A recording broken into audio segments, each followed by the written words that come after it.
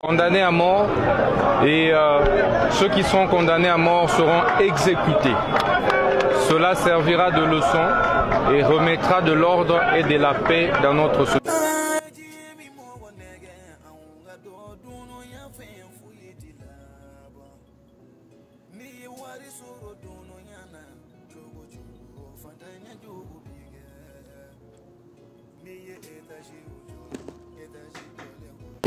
Ces enfants ont été exécutés au Congo pour mettre la vie des autres en sécurité. Je vous explique un peu la situation. Les autorités congolaises ont procédé au transfert et à l'exécution de ces 70 Kuluna. Apparemment, ce sont des microbes. Au Congo, la population craignant pour leur vie sont toujours confrontés à ce genre de situation, les amis. C'est-à-dire, ces jeunes sont prêts à te déboussoler, te lyncher de tout ce que tu possèdes. Même venir à te tuer. Et à chaque fois qu'on les attrape, on les juge et on les condamne. Ils sont prêts à faire leur peine et ressortir pour refaire la même chose. C'est là que l'État congolais a décidé de les exécuter. Suite à une opération Kuluna transférée et exécutée pour sécuriser la vie des Congolais, les autres. Parce qu'ils vont continuer à assassiner les gens et c'est normal. C'est vrai que ça fait pitié. Et oui, ça fait mal de voir ton prochain se faire exécuter devant toute une masse. Mais c'est normal, hein.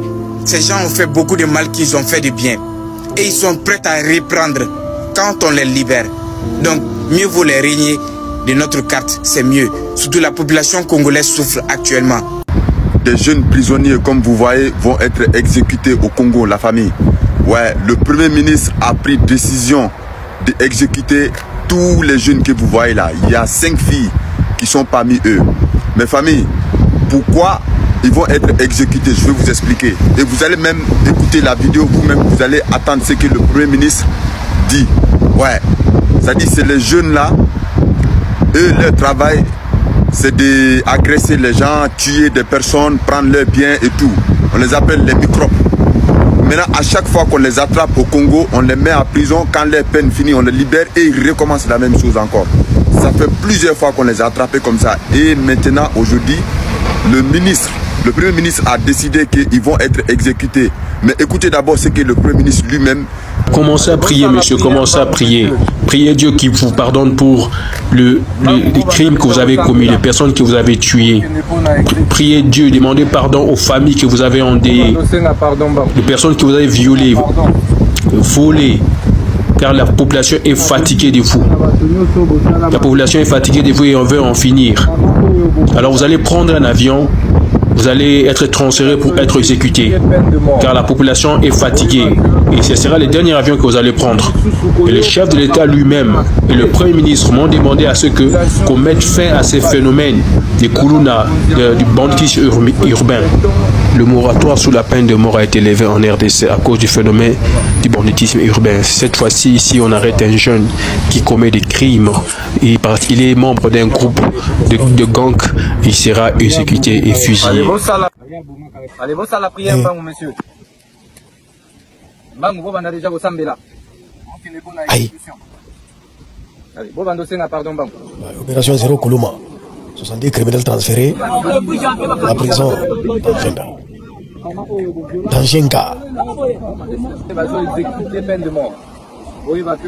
Nous sommes dans la continuité de l'opération Zéro Kuluna Ndobo que nous avons lancée conjointement avec le ministère de l'Intérieur et le ministère de la Défense. L'objectif, c'est de dissuader tous les malfrats, Kuluna, bandits, urbains, à travers toutes les villes, les grandes villes de la République démocratique du Congo. Nous allons, comme vous l'avez observé, obtenir sur la base des articles 157 et 158 du Code pénal militaire des condamnations pour terrorisme, mais aussi pour association de malfaiteurs. Ceci va tout naturellement conduire vers la condamnation à mort. C'est ça la sanction prévue. Et nous allons nous assurer, évidemment, que cette condamnation à mort soit exécutée. Le premier lot des condamnés à mort a été transféré le dimanche 8 décembre 2024 dans les prisons de haute sécurité. Et nous allons nous assurer que la peine de mort soit exécutée. Ceci est donc l'occasion de sensibiliser tous ceux et celles des parents responsables de famille de garder leurs enfants à la maison. et à tous les responsables des entités, quartiers, avenues, communes, villes, territoires, nous vous invitons à pouvoir dénoncer tous les criminels et bandits urbains, communaux qui sèment mort et désolation dans nos milieux. La famille, au Congo, ça ne rigole plus, hein? Oui, face aux bandits, face aux criminels, ça ne rigole pas au Congo. Ça là, c'est au Congo qui cherche. On vient d'écouter le ministre de la Justice du Congo. Et on a vu ce qu'on appelle les Kuluna. Les Kuluna, ça dit bon, j'ai vérifié parce que bon, j'ai vu ça sur TikTok et tout ça. Ça dit c'est comme des microbes au fait. C'est comme le phénomène des microbes qu'on a connu en Côte d'Ivoire. Ça dit c'est des jeunes qui s'en donnent à des pratiques vraiment malsaines, qui agressent les gens violemment, des agressions mortelles, qui font du sale à la population. Et il se trouve qu'ils avaient pourri la vie aux gens, au Congo là-bas, que ce soit à Kinshasa ou bien dans d'autres villes. Voilà, ils sont dans les agressions, dans les attaques, dans les trucs. Ils piquent les gens, ils les arrachent des choses, ils tuent des gens, ils font ça dit du sale. Des petits voyous, des bandits. Maintenant, bon, le gouvernement congolais a pris une décision radicale. Il s'agit de les éradiquer totalement. Ils vont faire ce que le président du pays là, en Amérique latine, le président du Salvador. C'est que le président du Salvador a fait. C'est éradiquer tous les bandits. Tout ce qui est criminel, les éradiquer totalement. Et ils ont mené des opérations, ils les ont arrêtés. Eh bien, la condamnation, c'est l'exécution. Condamnation à mort. Ouais, ce n'est pas du jeu. Et il a dit de prier, de demander pardon à toutes les personnes, en tout cas, qu'ils ont offensées, à toutes les personnes qu'ils ont fait du mal. La décision là, franchement, moi je suis d'accord avec le gouvernement congolais. Oui, pour moi, toute personne qui donne volontairement la mort à quelqu'un mérite aussi de mourir. Oui, clairement. Tu tues, on doit te tuer. C'est clair et net. Et ceux-là, ils font du sale aux gens. Ouais, du côté de la Côte d'Ivoire, ce genre de phénomène avait pris. Avec les microbes. Mais le gouvernement ivoirien, ils n'ont même pas communiqué sur ça. Ils n'ont pas communiqué. C'est-à-dire, ils ont fait le boulot. C'est-à-dire, ils ont débarrassé la Côte d'Ivoire de tous ces microbes. Ils les ont dit, rapidement, ils ont réglé ça. Ils se sont levés, ils ont pris ça en main, ils ont réglé ça rapidement. Ils les ont éradiqués, totalement.